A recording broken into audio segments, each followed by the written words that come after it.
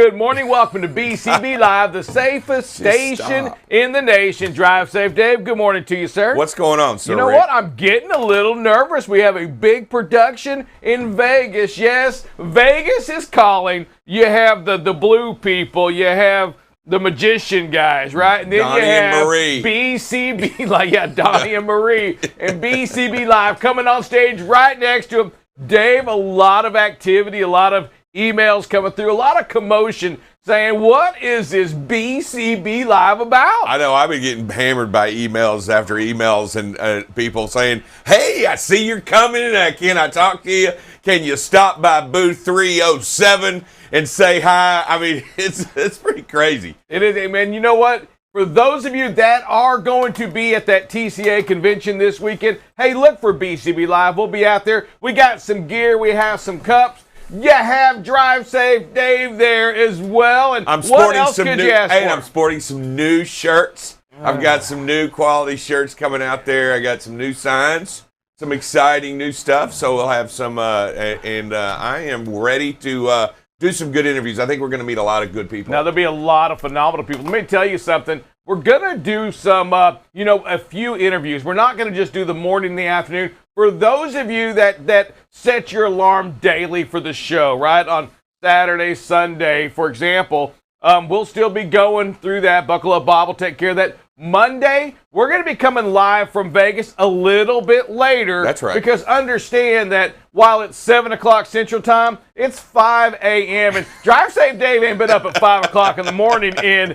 years. So while Sir Rick will probably be there sitting ready to go, yeah, I'm I'll sure. be alone, and I know why not get the show going solo. What a great time to take your act Sir solo. Rick will be calling me, hey, bring me a breakfast sandwich. And Dave will probably be just wandering in from staying out all night, you know. Okay. I'll be to bed by 10 p.m., probably 10 a.m. But, so Monday's show will be on a little later. We'll have some great interviews. And then again on Tuesday, we'll have Buckle Up Bob doing the afternoon or doing the 7:30 portion. Up until then, we have 30 minutes to make a best of. So hopefully in the last 2 years, we have 30 minutes of best of data to fill up 30 minutes. We can get an interview. We can find an interview or something. But so it is going to be exciting. Dave, some things that I'm really wanting to do over there is I want some roundtables with us over there talking about today's issues, whether it's fuel, whether it's driver shortage, whether it's with that equipment. And I want us to dig in and really hit hard and hit home on what's going on in this market. So I'm going to ask you not to be the just to say it how it is, right? Not to try to focus on saying the right thing. We're going to have discussions, and that means that we may have to disagree. I know it's hard to believe that we disagree. Yeah, we may disagree. And all I ask is for some facts. All right? Okay, some facts I got to back up what you say. I got facts. I got facts. Are facts? Are they have to be true, or can they be false? No, they can be. Truth and facts. Those are two totally different things. So. Hey, so here in Arlington, Texas, a few days ago, they had a big arrest. From a driver from Florida. What a story this is! Wow. So it was a driver out of Florida, and it sounded like it was a co-driver team. Although it was, the story kind of mixed me up a little bit, But they found a body in Indiana. Crews were out cleaning in Indiana off I-65. Find a body out there. Turns out to be a co-driver for the same company, maybe. At first, I thought it was a team driver, but it's not a team driver. It's a co-driver for the same company, is what it sounds like. A company out of Iowa, a national company out of Cedar Rapids, Iowa. They didn't name the name of the trucking company. Of course not. Anyway, of course not. It's they a big find company. the body out there. The police in Arlington, Texas, make the arrest yesterday on the accusation. Drive Safe Dave. Wow. I mean, that's first of all, if you're out cleaning, right, picking up the trash along the highway, doing your part to get all that stuff just cleaned up, and you find a body, that got to freak you out a little bit. Yeah, and not only freak you out, but being in a team and getting maybe a little upset with your team partner, I understand that it's happened. I don't think it was a team though. So yesterday's story, I think we had some better news today, and it was because the driver that was in the truck before, he came up missing. So the company found their truck and he wasn't in it, and that's when they called the authorities. Oh, wow. And did a missing persons. and this other driver, I think, just sounded like something went wrong. They just and dumped the body. You know, I don't think horrible. it was a Coco driver or not, but yeah, horrible. So we have that. Drive safe, Dave. In other news, we also have the fuel price. We can talk about that. But yesterday we showed a video, and you know, we talked about it many times yesterday. Even throughout the company, we talked about it after BCB Live. And that was the video of the rain, right? Mm-hmm. We had a video of a driver following so daggum close. And it was too close. Right. I mean, it was too close. And I'm going to talk about some conversations I had again last night with the folks at KW. But Dave, we're following too close. And the danger of following too close is you don't know what's ahead of the vehicle in front of you. Yeah, in all honesty, but beyond that, it's if you're following too close, you're not controlling the space in front of you in order to stop. You just can't. You can't stop. If you can't stop, your job whenever you're in a vehicle is to be able to stop safely, no matter what the situation is. Yeah, and I think it's just I think that is a bigger blind spot than what we talk about. We always talk about blind spot, and we talked about it yesterday. You know, getting up, looking over in the blind. No. When you're following too close, let me tell you something, Dave. You have created, to me, a very dangerous blind spot because you don't know what's ahead of you and 100 feet up. No way to know, and your reaction time is limited, and you have no way to stop. Yeah. So yesterday morning up in Missouri, again, you talk about the most dangerous conditions is what?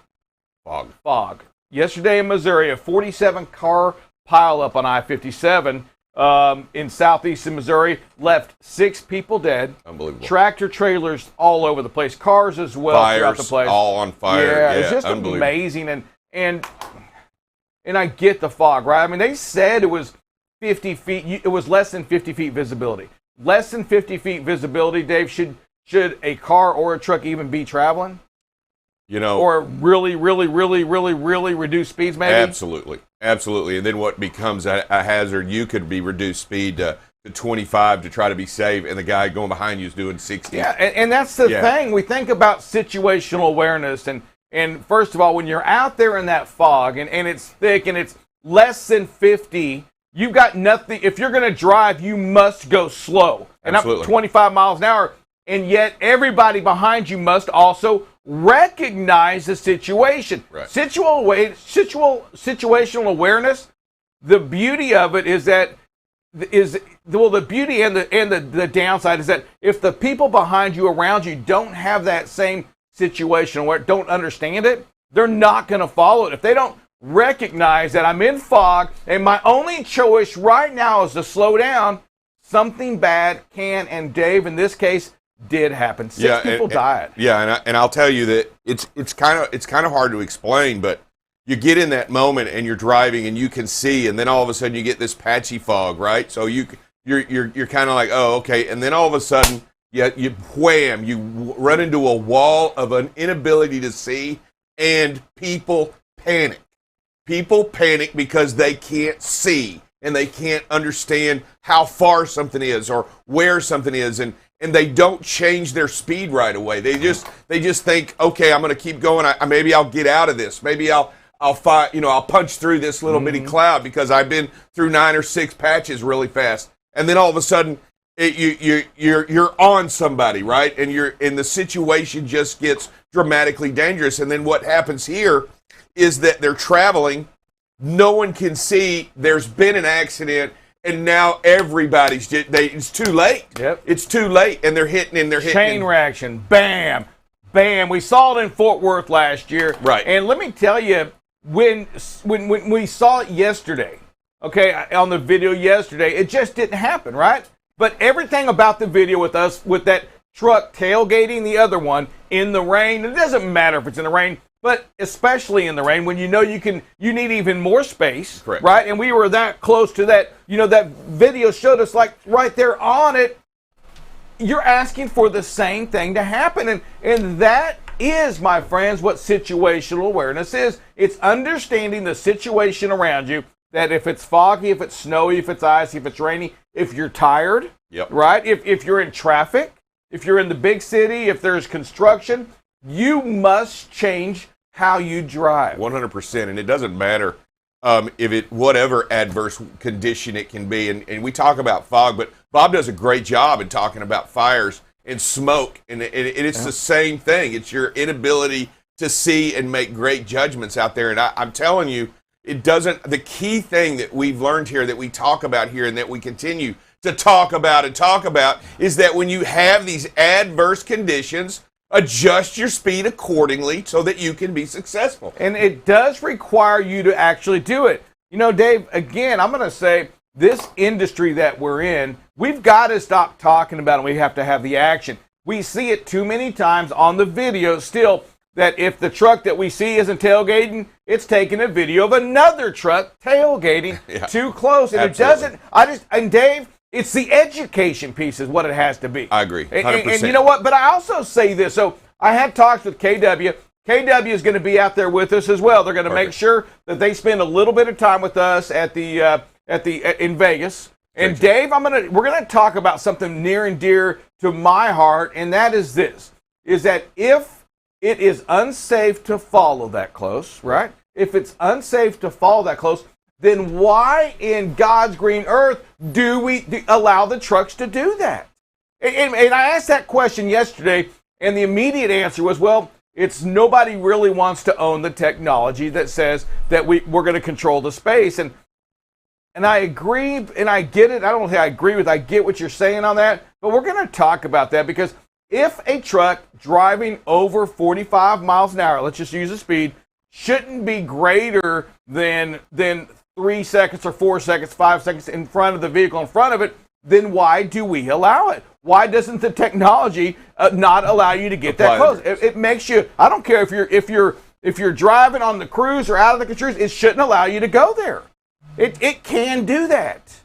Yeah, I mean, we have that. Are we scared? No. Are we scared to be safe? No. Seriously. Then why would we allow it to happen? And that's the beauty of technology, especially in the newer trucks. So, Dave, why doesn't it happen today?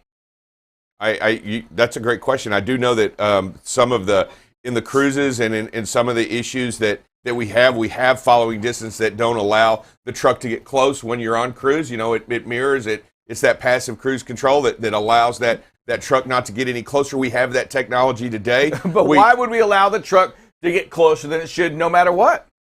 You know what?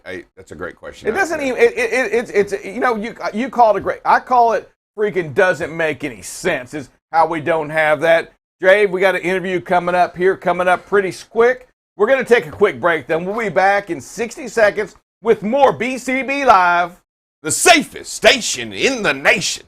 Hey everybody, it's Drive Safe Dave here with BCB Live, the safest station in the nation. As you know, winter is upon us, and with winter comes some difficulties and challenges. Now, if you live below or running below that 20 or I-10 corridor, you may not feel that pressure, but if you do, let's talk about a few little tips that we have. Tip number one, let's make sure we get over here and we drain these air tanks.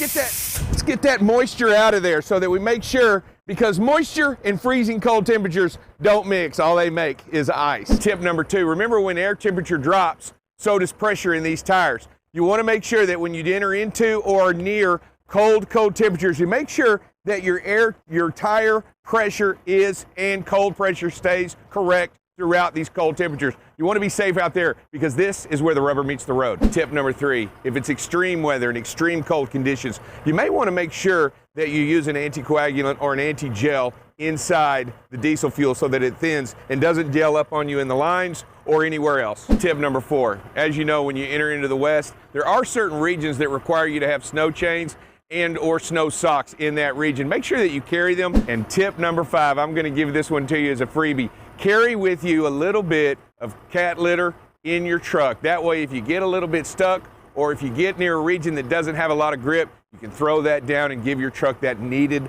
oomph to get out of those sticky or slippery situations. For more pertinent and safety information, you can always tune in Monday through Friday, Central Standard Time between 7 and 8 a.m. and get that needed information on BCB Live, the safest station in the nation. And welcome back to BCB Live. We're joined today with Kenny Veith, President and Senior Analyst at ACT Research. Kenny, top of the morning to you, buddy. All right. Can I hear you, Kenny? One more time. Kenny, I wish we could get that function on Drive Safe Dave so we couldn't hear him. Yeah, they're trying to use the mute button on me. I think we can hear you now, Kenny. How you doing? I'm doing great, guys. Glad to be here this morning. Man, it is glad to have, we're glad to have you on here. Hey, Kenny, tell us and tell the listeners a little bit about you and ACT Research, if you could. I've been collecting data on trucks and forecasting commercial vehicle demand for about 35 years, or 32 years for me. The business has been around for about 35 years. What we do is all the OEMs give us data every month, so we're the ones that are counting the orders and the backlog and the production and all of that. We've got some economic models we throw at that data, and we come up with forecasts to help the manufacturers be more efficient in producing the trucks that are running up and down the nation's roads every day.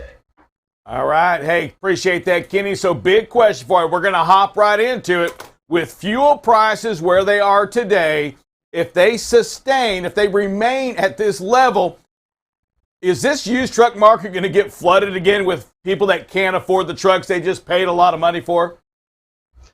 So I think we've already seen, where if we look at the DAT data from the end of February to the beginning of the March, I think that top line report they've been given is about $3.10 per mile for dry freight. The difference between that last couple weeks of February and the beginning of March is it was about a 12-cent increase in fuel surcharge built into that March top line. So that suggests there might already be a little bit of pressure developing in the freight market. So I think that the question is ultimately relative because high fuel prices in and of themselves aren't going to crush the used truck market. What's going to crush the used truck market is the freight that doesn't get created, that doesn't go on trucks, that's going to push down spot rates or spot rates that are dragged down on contract, and that's what's going to crush the used truck market.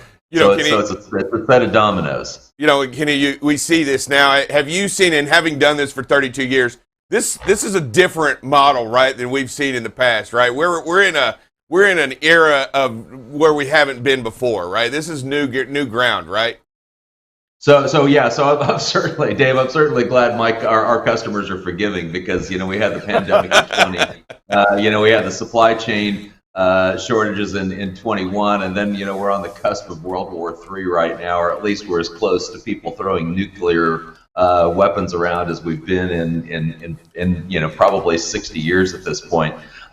So yeah, there's a lot different. There's a lot of non-economic factors that are jerking around the markets. One of the things we learned as an example of course is at the beginning of the pandemic. We thought, nobody's going to spend money. Well, what it was is nobody spent money.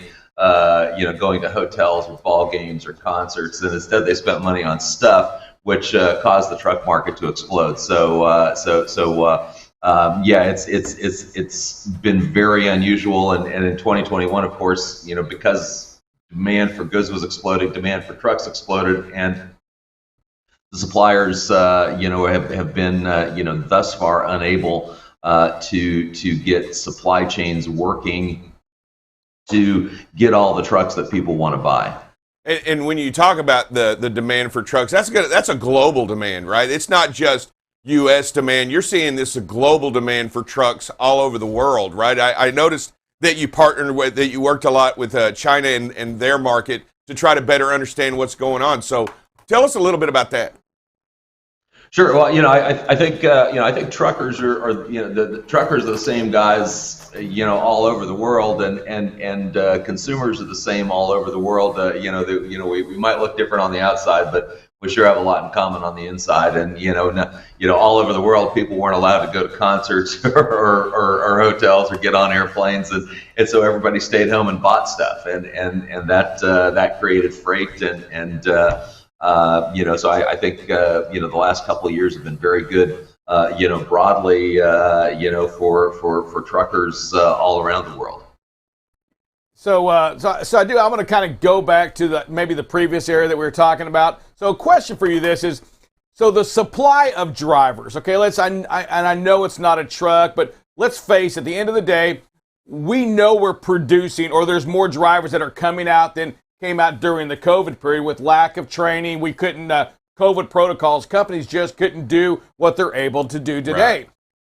Is there any, or what are you seeing? Because when these drivers come out, are the larger trucking companies, the ones that have all these trucks that sold a lot of, maybe right-sized, that took advantage of the market, are they starting to keep these drivers and keep more trucks, less used trucks going out there in the market because they're able to capture that climbing contracted rate that they are getting from their customers, the shippers and everything like that? Do you think that's going to affect, again, it goes back to the used truck market, if these larger companies aren't giving up the trucks anymore, well, there's not going to be a lot of extra supply or demand, I guess, for used trucks out there in the market. Do you agree, or what are your thoughts on that? Yeah, absolutely. So, the supply of a big part of the supply of used trucks comes from the big guys buying new trucks, and so they've got a 3-year-old, 4-year-old, 5-year-old trade. And right now, because they aren't getting all the trucks that they want to keep their fleets as young as they would like, they're holding on to trucks. That's part of the reason why, in addition to, north of $3 freight rates, but that's certainly, one of the, driving factors in used equipment valuations right now is just the lack of trade-ins, to feed the beast. As far as drivers go, if you give me a minute here to monologue, I think, I guess it takes 18 years to make a driver now. Used to say it takes 21 years to make a driver. And we can go back and look at U.S. demographics because, I think demographics are kind of, if you want to know where the economy's potential is, you look at the birth rate and the number of people that are coming into the market, and in economics, one of the two drivers of economic growth is population growth. So it's population growth, percent change in population growth plus percent change in productivity gives you basically your economic speed limit. So there's your economic lesson for the. Yeah, go ahead. That's the economic lesson for the day. You know what? No, I don't think that your subject there. We were at a conference, I think, earlier last year, and they brought up the demographics, the age, and all that. And it was the first time I really heard that involved. But I want you to stay on that for a minute because let's face it, it doesn't matter what we kind of really do if there's less people available to bring in. Then there's really, you're kind of stuck. If you follow the same trend lines and all of a sudden there was this many people that were born, 18 years ago, 21 years ago, and now that number's down here, well, odds are that's a tougher era for trucking companies to grab truck drivers from. There's just fewer of them out there, right? Yeah, absolutely. So if we look at the total U.S. labor force in this decade, the U.S. labor force is going to grow by 0.2% per year. So whether you're a driver, whether you're a dealer looking for mechanics, whether you're a research company looking for analysts, there's just not that many warm bodies out there as if I go back 15 years ago, the labor force was growing by 1%. If I drill down to the trucking, drill down to kind of the truck driver population, that kind of 45 to 65-year-old is call it half the trucking population right now, and of that population is actually contracting by about 30 basis points or 0.3% per year as baby boomers are rolling out of the economy.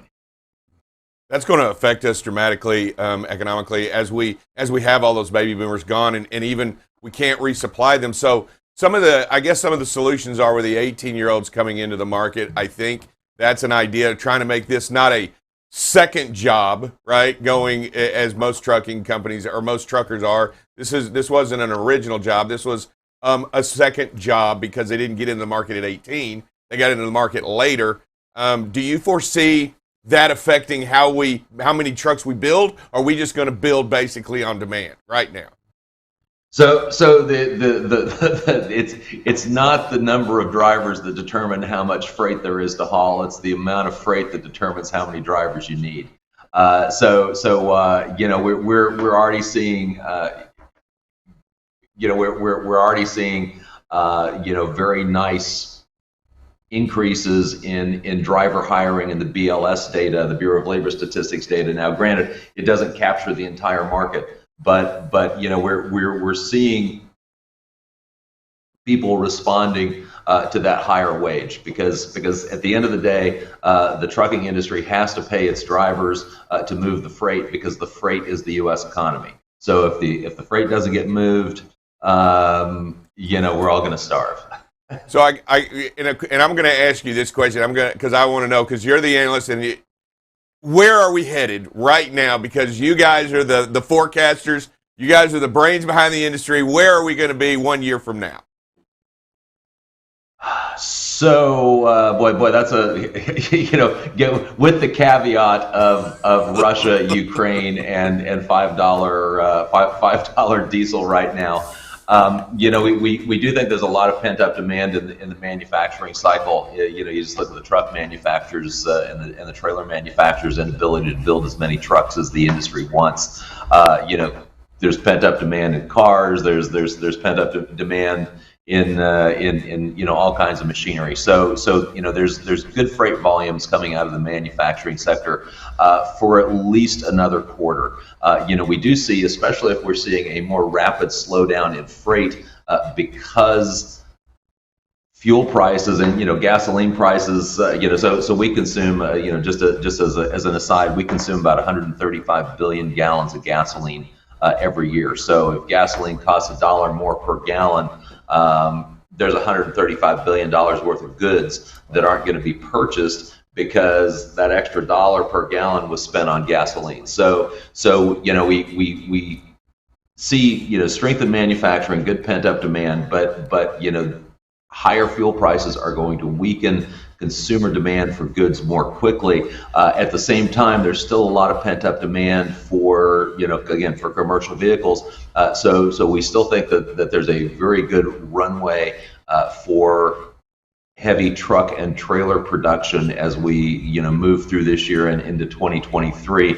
Right now there's constraints, and Ukraine produces neon, and we can go down a lot of dead ends here, or winding paths, I should say, not dead ends. But at the end of the day, sometime in the second half of 2022 and certainly into 2023, we're going to see the market get overcapacitized, and we're going to see increasing pressure on freight rates, beginning in the second half of 2022. So pay attention. For the folks that are listening, pay attention to what's going on, and don't get overextended at the wrong time.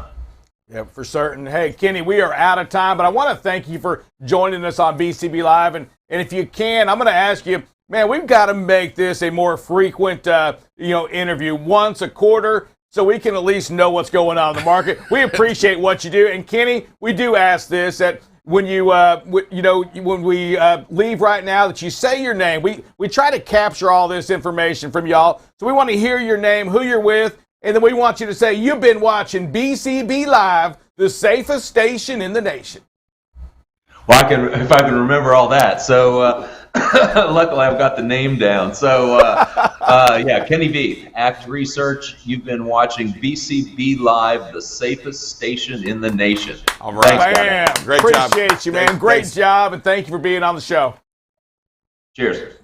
Thank you, buddy. Man, just a great wealth of information. Dave and producer, I'm going to ask we bring him back in here. Let's get him on the calendar for another 6 weeks. I said quarter. We're not doing a quarter. This got to come in every 6 weeks. I'm going to have to do some homework. I mean, I'm gonna have to go back to my economics class, micro and macroeconomics class, and pull the books off the shelf and try to get some good questions built up. I bet you some things have changed. Some theories have also changed since those days. Hey, we're coming right back with more. We got Buckle Up Bob next on BCB Live, the safest station in the nation.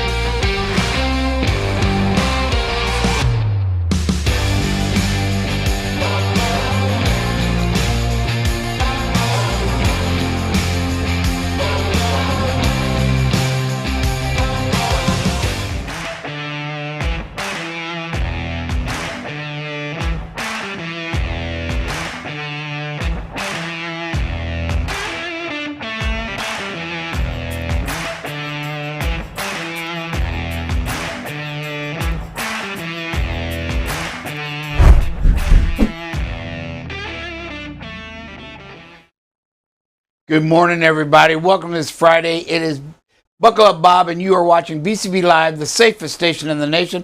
And we're going to get you started off with a little bit of traffic this morning in the DFW area, and there is just hardly any red. So we've got a great Friday for what's most is the last day of spring break, right? A little bit of a trouble here at the merge point as you approach 20 on the outer loop there of Dallas, and then very small pockets up in Garland and Richardson. 35W, which is usually a problem, nothing here this morning. Same with the construction between Saginaw and 35.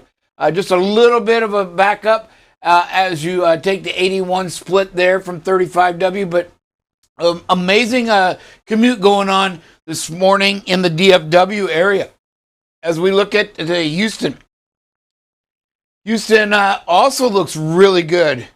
So everybody this morning is either not working, right, or they're all packing their patients and leaving plenty of space. 69 coming up from the south and going up north looks good. 45 same way, south and north of the city. 10 usually a problem, not this morning again as you approach the 610 loop. And then 10 passing through, all looks clear in the Houston area. So again, you've got some really good traffic going on in the Houston area this morning as well. Well, we know if Dallas and Houston are good, then Kansas City has to be, and that is true. You've got some wind coming up, so watch the wind from Dallas all the way up to Topeka. But once you get to Kansas City, it starts to let up a little bit, and you can see a lot of green as you come into the Kansas City area. 35 and 70, the main arteries passing through and around, all look great this morning. Chicago, 8094 across connecting the states, Indiana and Illinois looks great. Man, all the way through Joliet. 355 loop is clear. 88 coming in from the west looks great all the way through Aurora and Naperville. Bolingbrook can be a problem, not this morning. 90 up north looks good coming into Elgin and Schaumburg, right? And then the 94 coming down to 294 looks good. Even inside the loop is not quite as much red as normal in Chicago. So again, great commute going on in the Chicago area this morning. Let's see, our trouble spot is Atlanta. Wow. All right, now I'm convinced nobody's working today throughout the country. Atlanta looks amazing compared to normally. A lot of green. Just a little bit up here at Sandy Springs, but normally we've got red all the way from 20 to 20. That is not the case this morning. 75 coming down, looks good. 85 still an issue on the southbound direction, and 20 usually backed up to Douglasville and parts like that. Not so this morning. A little bit of a problem on the southbound right as you approach the 20 and 285 merge point, but it looks great. 85, 675 south. Inside the city looks good. So again, Your loop is your best bet this morning, as usual. Plus, it's illegal to pass through the city of Atlanta unless you deliver. Then you can go inside the loop. So as we look at Nashville, wow, I don't think I ever remember seeing 24 with nothing on it. 24 looks great coming from the south. 40 east and west looks good. The merge point is mild. Same as this 2465 merge point up north of the city. And of course, the loops look all great as well. So Nashville, again, you've got a great commute going on. I think everybody producer took off on this Friday. Sure looks like it. All the hot spots don't seem to be there. Baltimore, same way. Just a little bit of a problem here between Hampton and Parkville on 695, but 70 coming in, feeding in 795, 95 coming up from the northeast and the south. All looks great in the Baltimore area. The connectors 95 and 295 look good. A little bit of a issue there right there at South Laurel, but nothing major. As you come into the DC area, 270 feeding in looks good. Our typical issue, right, up on the northern side from South Kensington all the way to Seabrook, you've got a little bit of a backup in both directions. And then down here to the south, but it looks really good. A little bit of problem over here at Annandale as well. That is going to be your west or north direction. And then 95 coming from the south has some stop and go traffic in spots. But all in all, this is the best the DC area has looked this week as well, everybody. All right, let's see. Philadelphia's been a problem. A little better. Still on the Jersey side, a lot of problems. So I don't know if there's a lot of construction that's popped up, because all week they've had problems on the Turnpike all the way to Belmar and south on 42 and 55. The 95 area along the river is smaller this morning, as is the Turnpike, right? You've got from Philadelphia back up here to Gladwine, but you've got a pretty good break all the way back to Conshohocken, and then nothing past there up to the King of Prussia, which has been a problem all week, and zero on the 476. Usually we got a problem from Marple Township down to 95. Not this morning, right? Everything looks green on this 476. And then 276, if you're trying to go around the city, you're going to have an issue, but that is on the westbound direction. So heading east, you're going to be okay, but you're going to have a little bit of problem from Horsham all the way to White Marsh into that 476 split in the Philadelphia area this morning. Indy. Let's see. Indy looks really good as well this morning. Not the usual problems on the south. 70 looks great coming in and around the city all the way past the airport. Little bit of a problem over here by the Speedway, on the western side of the loop. Between 74 and 36, you're going to have a little bit of a problem. Again, that is in the northbound direction. So southbound shouldn't be an issue coming around Indianapolis this morning. But the big issue today, as yesterday, is the wind. And so we're going to start off with that wind, and I'm just going to show you, as we zoom in here, looks like it's gotten a little better, but there's 38 miles an hour wind gusts. We've had some 40s, so it looks like they've calmed down a little bit. But these winds, if you're empty, you've got to keep it under 50, down around 50 miles an hour to navigate these winds and not get blown over. The thing that we're going to see, these winds are going to get worse as the day goes by. So again, the warning is going to be from Topeka all the way down to the DFW area. I know I was watching this morning, the winds were exceptionally strong.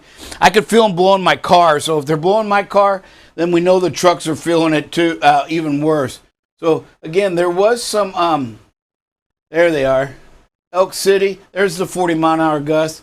Oklahoma City, 38 has come down. It was 44. And there was some up in southern Kansas too. So again, this is what you've got to deal with this morning. Again, go to windy.com, drivers out there, and you can hit this little flag icon, and it will give you current wind gusts, right? These arrows are the current sustained winds, and then when you hover over them or touch them, it will give you the gusts. So again, usually the gold, yellow, there was a purple this morning, so that must have elapsed, up here in Kansas. So those are going to be the ones where you're going to see that 40 to 50 mile an hour gust. And you can see it moves all the way in. At 5 p.m., it's coming through Arkansas into Memphis. So 30, right, and 40 all going to be affected coming up from Texas to Little Rock, and 40 coming across from Oklahoma City. So you're going to have problems all day till about 7 or 8 o'clock tonight, potentially, when these winds start to die down, as we'll show you here. See, by 9 p.m., everything seems to be a little bit easier to, you can see not so wide, not so purple either. So should be okay around that 7 to 8 p.m. this evening. We do have some rain coming into the northwest. You got, again, here's some showers on the east. Nothing severe this morning or today expected. Sorry, let me get, there we go. So again, we'll look here in the afternoon. There you can see right along the Florida Panhandle, again, some showers. That's been there for the 3 or 4 days. So the Panhandle, again, is going to get hit today. Atlanta, you could see some this afternoon, some fairly strong storms, as in the St. Louis and Chicago area. So be mindful if you're heading that direction. In the northwest, I believe, is another system coming. You can see some snow in the upper elevations. Then it starts to hit California, into Nevada, so again, this is a time of year where they get saturated and you start seeing the mudslides. So we have to be aware of that situation. Again, you're looking here into Sunday at 10 a.m. Not much going on. So it looks like we're headed for a pretty decent weekend. Just some snow in the upper elevations. Not expected to be much. So hey, we're going to take a quick break and be right back with some safety.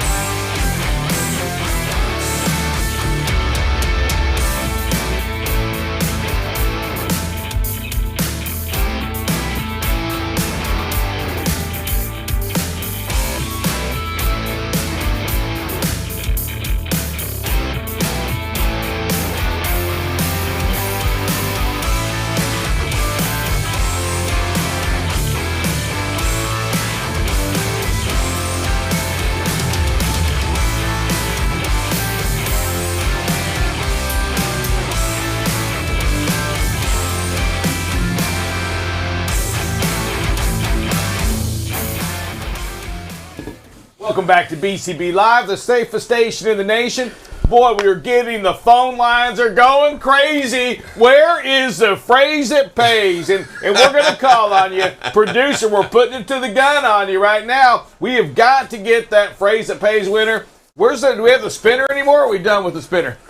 We don't have the spinner up No spinner? right now. Okay. The spinner spinned away. All right, here we go. We got the imaginary one going. Pick somebody, Bryce. Let's do Donna Kaysen. Donna Kaysen for the phrase that pays. Can you give us $200 this week as well? What is that phrase that pays, Miss Donna?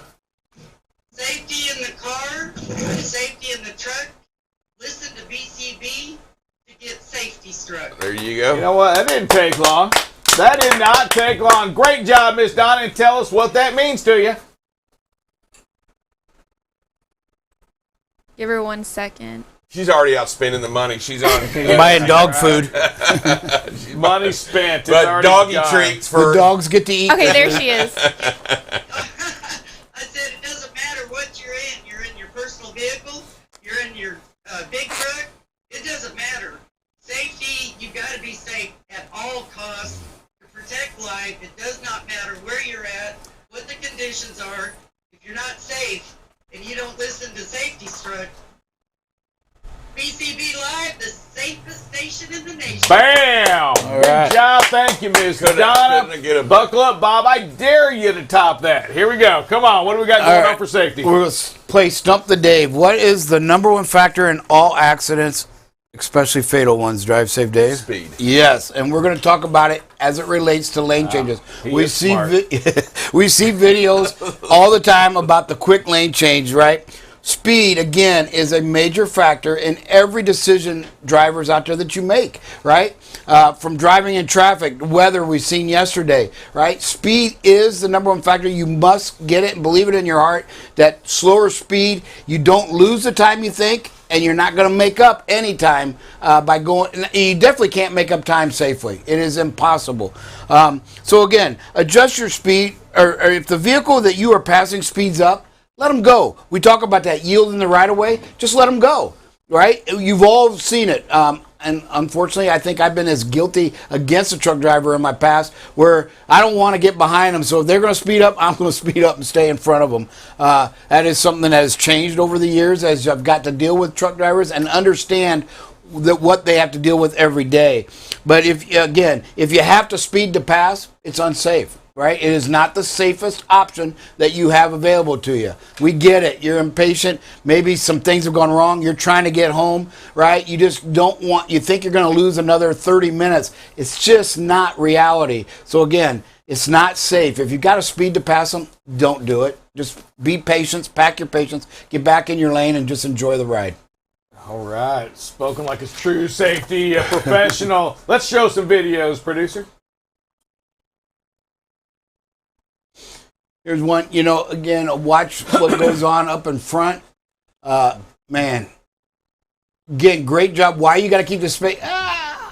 Looks like there was almost, but it jumps from all the way. It almost looked like the shoulder, maybe the left lane, all the way through 3 more lanes, all the way to the right there. You can see up front there, it's hard to tell. Looks like they're on the shoulder.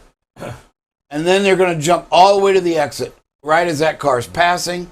Man, about getting the big picture, great job keeping the space here. Yeah, and we saw the video again yesterday in which we showed the video of the truck following too close. When you follow so close from a big truck, it's right in front of your tailgating, drafting, whatever you want to call it, you just can't see what's going on in front of that vehicle. That's right. In front of that truck. That's the danger that we speak of. Here it is, a flatbed, a hot shot pulling over in front of everything. It's all sorts of things happen on the road, and when you're falling, you can't see it. Let me tell you something. The situational awareness isn't there when you're tailgating, drafting, or whatever another big truck. Yes. Stop. No. And watch the box. No. Yes, at least 3 cars. One passed through the yellow /red, and then I didn't see that. Tell me I didn't see that. Here we go. Stop.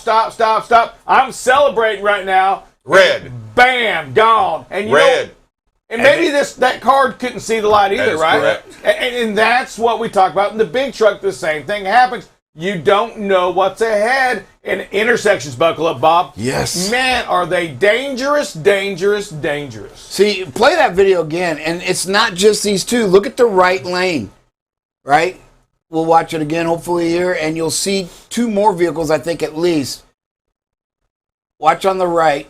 There goes one through the yellow and the red, not completed, and then there was, I thought, another one. But again, this is why they're so dangerous. Why drivers, and you've all done a great job at approaching these lights as if you have to stop no matter what the color is, because of exactly people like this. And it's why you don't just jump out when your light turns green, right? You see a white car starts to and says, whoops, wait a minute. Wow. Next one, again, got to watch out. It's getting that time of year too, the warmer weather. Watch out for the motorcycles. Right, there you go, illegal passing, several vehicles to get in the exit there. Just be mindful of them. They're hard to see. Another reason why you have to turn that turn signal on well in advance when you make lane changes. Now, there's no lane change here, but this is a great time to realize you may not see that motorcycle with a quick glance. You have to check your mirrors more than once. You have to turn that turn signal on. Let them know you're coming over so that they have an opportunity also to miss you.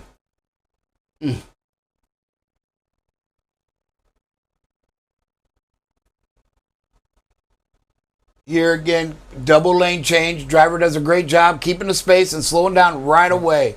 The four-wheeler makes another illegal move. Good distance. Yes, just a great job, driver. And here, we've had some good ones, but no. Be prepared to stop. Yellow doesn't mean speed up. Wow. You've got construction. You've got tightness there, right? You just can't do that. Be patient, right? You're not going to lose what you think you're going to lose. Just be prepared to stop right here. Yeah, and I'm just trying to look at that video, and we'll go to the next one here, but, we've got it when that light turns yellow. We've got to be ready to stop. We've got to look at what's going on, and I just try to put myself, Dave, put yourself in the driver's seat here for a second. I mean, you're driving up this right now, or you're probably glancing over. You don't feel threatened by maybe what's in the left lane. There's no, and you just turn, right? It doesn't matter. You go. Nothing on that left-hand side, that oncoming, is threatening enough to make you stop. You feel, for whatever reason, you can just keep going. Yeah. Otherwise, you wouldn't go. Exactly. Right. I mean, you're thinking, you know what? I got a right turn on red anyway. And it's yellow, and I don't see any traffic. But that's the beauty of it. If you're going to do it here, you're going to do it. You're going to create this habit that you're saying it's okay in your brain. You've got to realize that it's never okay. And that yellow, those yellows don't come by accident. Those yellows are only come after a stale green light. And if you realize what you're looking at and you understand that light up ahead is a stale green light, you know the light's going to change. You just got to genuinely be prepared. Yeah. There it is right there. You got to be prepared. Hey, so play it one more time. When I tell you to stop it, I want you to stop that. So as it's going through here, so you be ready. And stop. Right there is when you should just, at this point, start slowing down. Absolutely. You're done. It's gas. Yellow, right? Look how far it is. I mean, you're preparing to stop. And go ahead and push play. And I want to make sure that y'all see this is you didn't run a yellow light, you ran a red light. Absolutely.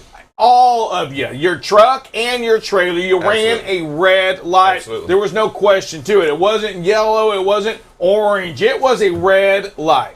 Yeah, you don't enter in the intersection on a yellow. That's not what it's for. The yellow is to clear the intersection. So if you're in the intersection and it changes, you can get out of it and clear the intersection. But a yellow does not mean enter into the it means it's going to be red, so stop.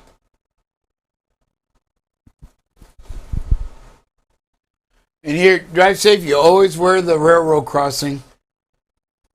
It's red. Look how many vehicles cross the railroad crossing after it's the flashing warning lights. Folks, they're there for a reason. Here's your sign. There's your sign. Great. Dave wore that earlier this week, right? So start slowing down. Driver does a great job, but people coming the other way, and you got an intersection right before it. Great job of identifying the distance between the intersection and the railroad crossing. Great job in understanding how dangerous it is, and that you need to make sure that you're clear and that you don't block the intersection that you're fixing to get up on. Great job here identifying your surroundings, what's going on. I feel a little sorry for those pushing through that red blinking light, but you got to understand there is a no-win deal. And if you're in a truck, you 100% don't ever cross an intersection with a blinking red light unless it's froze or what have you, but you will come to a stop because your truck and your trailer, what if you got stuck? What if you got stalled? Mm-hmm. What happens? Yeah, so when we look at this video right here, and we'll go back and we just think back to the couple videos before when we had the red light, right? The driver that ran the red light. Well, think about this driver right here. They do such a great job, and Dave and buckle up, Bob. This driver is stopping. Yes, they see the light, they stop, they do everything right, and guess what? They're going to be there for a minute. Mm-hmm. That red light is going to turn green in probably a minute, maybe 2 minutes on the other video, right? That this person here made the decision, even though they didn't speed up, they didn't try to run right past it, knowing that I could try to make it, do whatever. They didn't take any of that in consideration, and they're going to be there for a minute. It's a train. Yep. It's a train. They may be there for 5 minutes, and it will seem like 30, right? That stoplight, it's going to change in a minute. I mean, you've got to, we just have to pack that patience. We got to pack the knowledge. That light turning yellow, let me tell you something. This train track is dangerous. There's no doubt about it. A train crosses that. it hits us, we hit it, we will lose. Absolutely. In that intersection, when we ran the red light, if we hit another vehicle, they're going to lose. They're going to lose. So we're the train in those stop signs, in those intersections. We are the train that if a car hits us, we hit it, they tend to lose. No difference than when we hit the train. Yeah. And another thing for this driver, this intersection isn't marked, right? There's no signage that tells you you've got an intersection. You just see the vehicles, but it's one of those really, all intersections are dangerous. So great job by this driver just getting that big picture into situational awareness. There's no signage telling them, there is one telling them there's a railroad crossing, but there's nothing telling them really that there's an intersection going on. And so again, this looks like a really dangerous spot all around with a lot of stuff going on. Yeah, and I'll tell you, not only is the driver aware of the situation, the driver does a great job identifying, seeing the signs, the road marking, understanding what the potential danger is ahead, and getting the good big picture, sees that it's blinking red, understands that he's going to have to stop. But I'll tell you what, right here is when you talk about a truck driver. Right here is when you talk about an excellent truck driver that understands how long he is, understands what he would do. He's going to block this intersection if he pulls up close to this light. He's going to block this for everyone else. He's not going to make it better for anybody.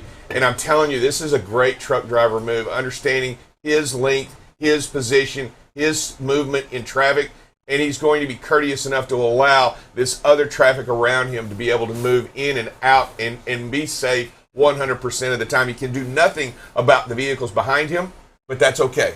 Or her. I mean, yeah, that's okay. That is absolutely okay. What the driver has done here is made it a best possible scenario in this situation, 100%. So I'm going to go out. This is Sir Rick's award right here. It should be. The award of the day. And here's what we're going to do, too. Let's find out who that driver is, and we're going to give them a BCB Live Cup. Kudos, because great job in driving. Way to make it happen. I want to recognize each and every one of you. We're going to point out these videos that are great. Continue to be safe. Continue to make the safest decisions out there. Be leaders. Find ways to be a leader today. Dear Heavenly Father, we thank you so much for everything. Watch over these drivers. Create some success in each and every one of them. Be with their families as they're away and get them back home safe and keep their families safe as well. Continue to watch over us and be with this country and be with this world as we continue to go through tons and tons of challenges. It's in your Son's name we pray. Amen. Everybody, listen. Big weekend in Vegas, a big Monday in Vegas. We're going to be on Sunday as well. Get ready for it. BCB Live, straight from Vegas, coming up next week. Coming up next is nothing. We're done. We'll see y'all BCB Live, we're out of here. 2 o'clock.